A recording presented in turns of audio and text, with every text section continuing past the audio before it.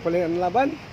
Kahit malakas ang ulan, tuloy pa rin ang paglalako natin sa Special Puto Balangoy. Ito na yung atay natin ngayon, guys.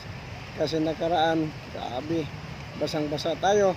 Pag-uwi natin sa bahay, basang-basa, naligo na lang tayo. Para medyo parang naligo na rin. Laban lang tayo, guys. Special Puto Balangoy. Richie. Ayan nga, guys, oh. Bumok na. Init pa. Bahala ang kanto Briones.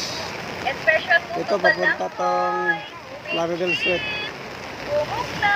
Hindi na ako Init makabaktas pa. doon. Kay malalim. Dito medyo Special mababaw. Puto Balangoy.